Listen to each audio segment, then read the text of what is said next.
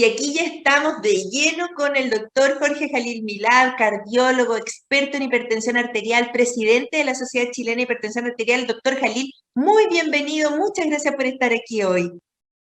Muchas gracias, Carolina, y muy contento de estar con usted en su programa, un gran programa. Excelente.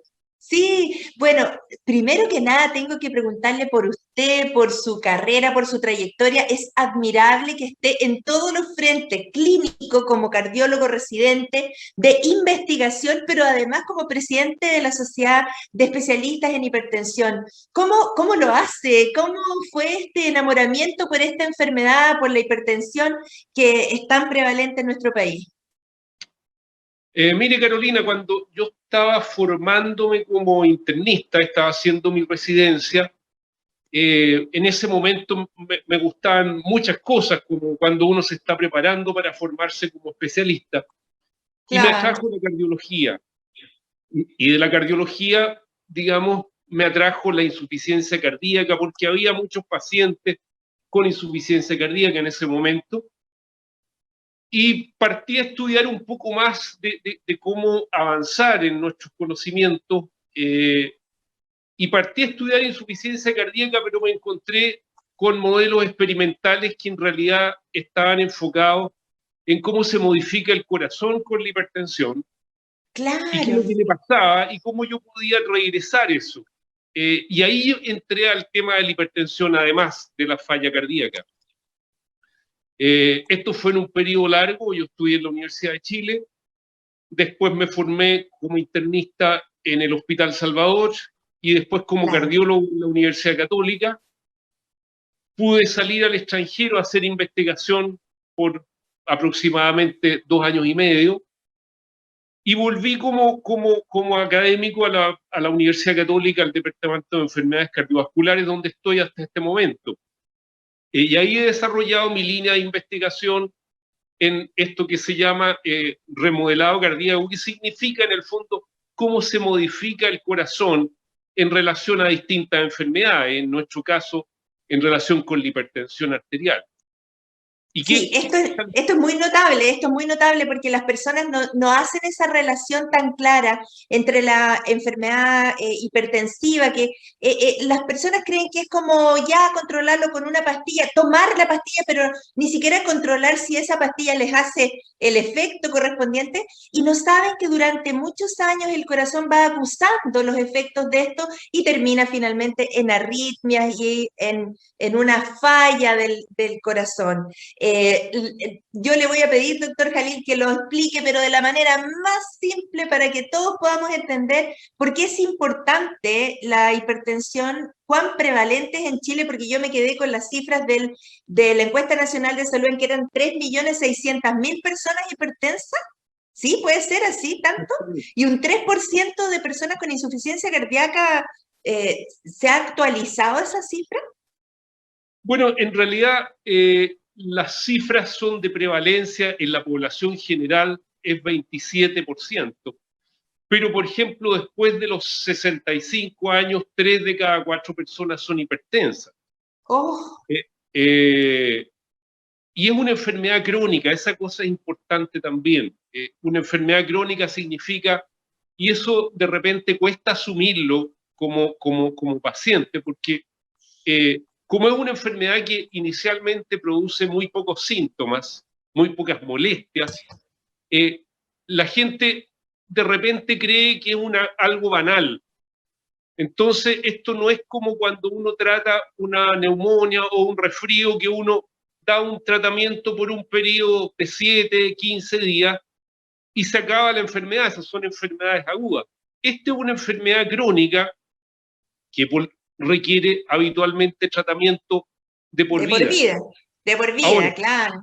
ahora de por vida para prevenir las complicaciones severas de la hipertensión arterial, es decir, los ataques cerebrales, los ataques cardíacos o infartos, la falla cardíaca y el daño renal. De manera que eso es lo que hacemos y para eso damos el tratamiento en estos pacientes con hipertensión arterial por mucho tiempo a veces con una, a veces con dos, a veces con tres y a veces con más fármacos, para mantener las cifras dentro de lo normal, que son en un paciente tratado, las cifras óptimas bajo tratamiento deberían ser bajo 130 y bajo 80 milímetros de mercurio. O como la Doctor, gente a veces... esto es muy importante lo que usted está diciendo, porque ese 13,8 que usted señala como cifras de presión meta, o sea, que es lo esperable, que es lo óptimo, probablemente las personas piensen que yendo al doctor, tomándose la pastilla, no importa el resultado, ya están cumpliendo. Y no, el foco tiene que ser que realmente se logre esa meta de presión, porque si no se logra, aumenta el riesgo, ¿no es cierto? Aumenta el riesgo de morir, aumenta el riesgo de hacer esta progresión lenta pero indefectible hacia la insuficiencia cardíaca, que en el fondo yo he escuchado que es el fracaso de la medicina. Cuando una persona llega a tener insuficiencia cardíaca es que no resultó nada de lo que hizo en los años anteriores, 20, 30 años de control que sirvieron para nada y que el corazón entra en falla. Cuéntenos un poco de eso. Claramente el diagnóstico de la hipertensión está resuelto, o sea, se hace por un conteo de presión arterial, dos controles o un conteo de 24 horas, pero ¿cómo es esto que cambió el paradigma de tener la menor cantidad de fármacos para una enfermedad a tener una cantidad de fármacos que sean la suficiente para el control de la enfermedad? Bueno, básicamente en base a los estudios clínicos. Así como en este momento hay muchos estudios en relación a las vacunas y a cómo tratar mejor esta enfermedad del COVID-19, bueno, en los últimos 30 años ha habido muchos estudios en hipertensión arterial tratando de prevenir las complicaciones graves, que no solamente es la falla cardíaca, el infarto, sino que hay una que yo la encuentro más terrible aún, que es el accidente cerebrovascular o ataque cerebral. Y ahí es donde es muy efectivo el tratamiento. De hecho, los primeros tratamientos efectivos demostraron una disminución notable de los ataques cerebrales, y ahora último también se ha ido mostrando y poniendo en evidencia que también disminuye la insuficiencia cardíaca, disminuye el daño renal y los infartos al corazón, también bajando las cifras de presión arterial. Y para eso contamos con muy buenos tratamientos de tipo no farmacológico y farmacológicos. Cuéntenos de eso. Bueno, habitualmente el piso, o sea, el desde, y aquí en Chile es bajar de peso. Ahí tenemos una incidencia. Ahí tenemos problemas ya importantes. 70% de la población tiene sobrepeso, claro. Importante. Esa es una parte muy importante en el tratamiento acá. Y el tabaco. Porque hay mucho sobrepeso, hay mucho sedentarismo. Entonces, eso es muy, muy efectivo, ¿ya? Y mejora la calidad de vida también. También mejorar los hábitos de consumo de sal, disminuir el consumo de hidratos de carbono en general para disminuir la obesidad, el sobrepeso. Por supuesto, el tabaquismo también es algo importante, porque eso va a afectar cómo se van echando a perder o cómo se remodelan, decimos nosotros, las arterias. Claro. Esa es la parte, y el ejercicio, la actividad física, esa es la parte no farmacológica. O sea, estilos de vida que deben cambiar desde el sedentarismo a la actividad y desde el no poner salero en la mesa probablemente y cocinar con menos sal y no ofrecerle a los niños sal, grasa y azúcar como antes lo hacíamos para premiarlos, que los invitábamos a comer una hamburguesa de 3 pisos con papas agrandadas y una bebida gaseosa con azúcar. Eso, por favor, tiene que quedar en la mente de las personas como que ya superamos esa etapa. Tenemos que ser capaces de vivir más sanamente, ¿sí? Bueno, recientemente, la semana pasada, nos enteramos, por ejemplo, de una medida bien interesante de la Junta Nacional de Auxilio Escolar y Beca, que van a disminuir la ración de pan que se les entrega a los niños como alimento, porque ahí hay muchas calorías como carbohidratos, que son los que en definitiva nos van a producir el sobrepeso. Pero volvamos un poco al tratamiento de la hipertensión. Sí. Después de esta modificación de estilos de vida están los fármacos, y los fármacos básicamente lo que hacen es dilatar las arterias, aumentar también la diuresis, por ahí eliminamos sal y disminuimos nuestro volumen de sangre, con lo cual también baja la presión arterial, y la inhibición de distintos sistemas endógenos que nos están modificando la presión arterial. Y de esos tenemos fármacos muy efectivos, solos o en combinación. Actualmente se propende mucho que para pacientes con cifras más altas de presión arterial, uno inicie con 2 fármacos en forma simultánea y ojalá en una sola tableta. Eso le iba a preguntar, esta Polipil o esta tableta que tiene distintas acciones, ¿esto ya está en Chile? ¿Funciona? ¿Tenemos disponibilidad en el GES, por ejemplo, que es el 21 de hipertensión? En el GES existen fármacos combinados, digamos, no existen todos, pero existen fármacos combinados que han mostrado evidencia de mejoría de la hipertensión y mejor adherencia, o sea que la gente no abandona el tratamiento, porque claro, asumir un tratamiento que va a ser de por vida, todos los días una tableta, no es algo tan fácil, y bueno, mientras menos tabletas uno pueda tomar, más adherencia va a ser. Eso es como... Y eso está comprobado. Y en Chile ya existen varios fármacos que tienen 2 y otros 3 componentes antihipertensivos para esta enfermedad. Ahora, entonces nuestro resumen de esta primera conversación es presión arterial como meta menor de 13,8 y la combinación de fármacos que sea adecuada para cada caso. Claro, la cantidad de fármacos o la forma de administrar tiene que lograr esa meta primero y luego establecer esta disciplina de tratamiento para siempre, para lograr mantener esa presión en meta. Exactamente. Perfecto. Hasta aquí eso parece fácil, pero resulta que la adherencia de las personas va disminuyendo con el tiempo, disminuye con situaciones socioeconómicas en las que baja un poco el ingreso, el servicio público no tiene todas las respuestas a todos los tratamientos y más encima después vamos sumando el efecto que esto podría tener tanto, como usted dice, y que para mí es muy importante que lo haya dicho, el efecto sobre el sistema nervioso central. Por favor, quiero que todos nuestros auditores piensen hoy, yo tengo 60 años, ¿qué pasaría si yo no pudiera hablar?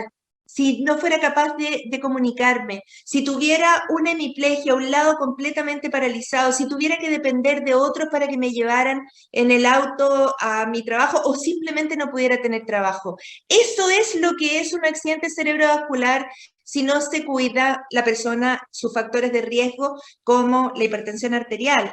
Y yo coincido con usted, doctor, en que ese es un efecto secundario terrible, pero también va generando otros efectos como las arritmias y la insuficiencia cardíaca, ¿cierto?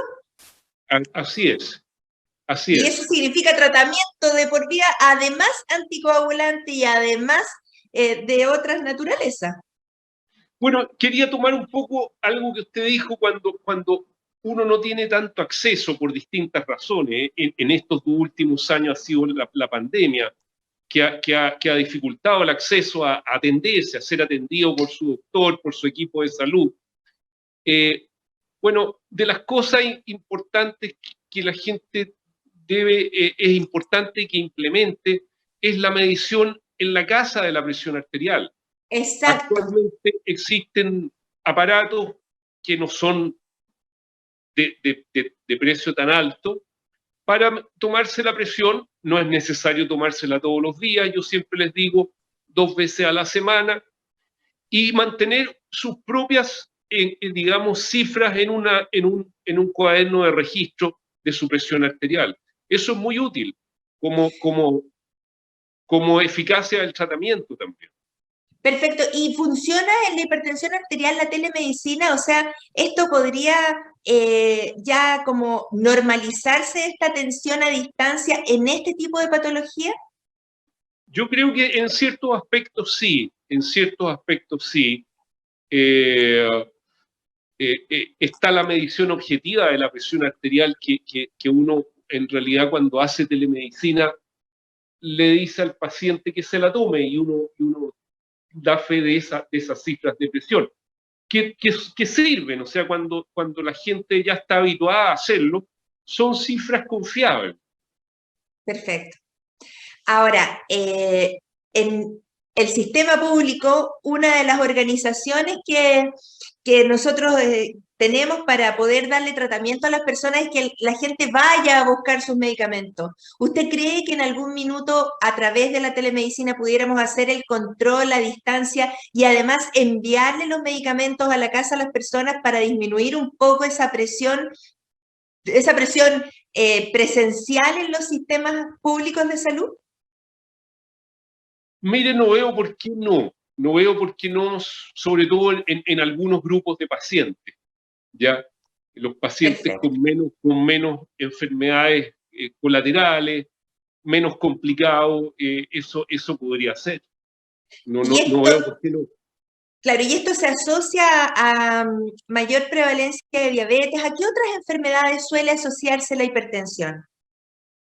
Bueno, como usted dice, a diabetes, en este momento en Chile la prevalencia de diabetes como un 13%, a propósito. A dislipidemia, o sea, colesterol alto, triglicéridos elevados, que también van dañando las arterias del cerebro, del corazón. También hay una condición que se da bastante en gente mayor y sobre todo esa, que es la apnea del sueño. Claro, 4% por lo menos en nuestro país. Y que da un tipo de hipertensión, hay una hipertensión que uno no la detecta en la consulta, que puede tomar la presión normal, pero el paciente tiene otras evidencias, por ejemplo, tiene el corazón más grueso, le llamamos hipertrófico, claro. Y ahí buscamos lo que se llama la hipertensión enmascarada, que se da sobre todo en estos pacientes obesos, roncadores, y que tienen más hipertensión durante la noche, en general. Perfecto. Doctor Jalil, esto se nos está pasando demasiado rápido el tiempo. Vamos a ir a una pequeña pausa musical, que es además muy rockera, y seguimos conversando aquí de hipertensión arterial e insuficiencia cardíaca con el doctor Jorge Jalil. No te quedes fuera. Aprende sobre fenómenos naturales, sus riesgos y planificación territorial. Cada martes y viernes a las 11 de la mañana con Cristian Farías en divoxradio.com.